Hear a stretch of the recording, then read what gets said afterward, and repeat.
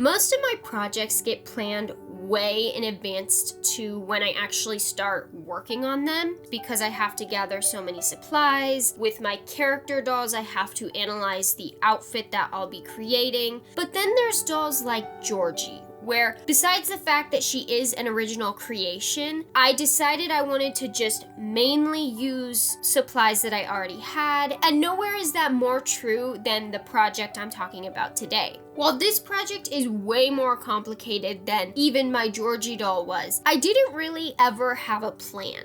Or at least not at the start. When I started out working on this doll, I didn't even know I was going to be making a doll to accompany this outfit. Really, all I knew is I wanted to make a white long sleeve dress out of some extra satin material that I had. Once I had finally completed the white gown, I just kind of explored some different options on how I wanted to make this outfit into something special. And that's about the time I decided that I wanted to make it nature inspired. I decided I wanted to bead the dress entirely, which was a very big undertaking. The process of sewing the dress really only took about 2 days during my free time. The beading itself took almost a year. The unfortunate side of this is since I was beading most of the dress, I don't have a lot of footage of in-between progress shots like I did with my Donna video. Fortunately, there isn't a lot missing with me not having that footage because the pattern of the beading isn't as elaborate as my Portraits of the Night Sky doll, with the exception of underneath her bust and the snowflake pattern that I have on the back of the train. My biggest struggle with deciding what I wanted to do on the train that was different than the rest of the dress was really just figuring out how to make a design come through with only the one type of bead that I was using. And so I had to be very creative in planting them horizontally or maybe at an angle to make it differentiate itself from the rest of the design.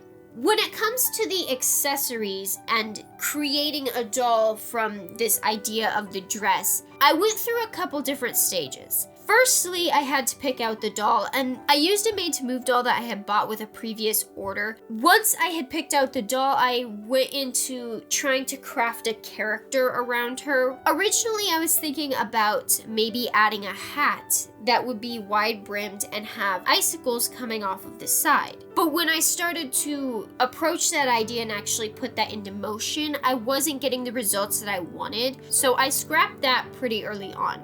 After that, I thought the direction of maybe making a beaded collar that looks like a snowflake and putting her hair up with a tiara. I ended up making the tiara and I ended up making the collar as well, but I overlooked a simple detail that I have discussed many times in the fact that I am not very good at doing hair, and so I scrapped that pretty early too. The good news is, since I decided not to put her hair up, we get to see the crimped hairstyle that the doll came with, and I'm glad that that wasn't lost. Instead of doing the Queen Anne collar, I decided to add just a simple necklace with a crystal on it because I did think that the bare chest area was a little bit too plain. But the tiara and the necklace, and additionally some crystal earrings I made, ended up finishing out the base of the outfit. The raindrop that she is holding her hand out to catch and the crystals that are coming off her other hand didn't get added until much later. In the midst of trying to expand my Portraits of the Night Sky doll by adding the beaded disc that you can see for a minuscule second in my Donna Noble video, I decided to elaborate on this character as well, and I came up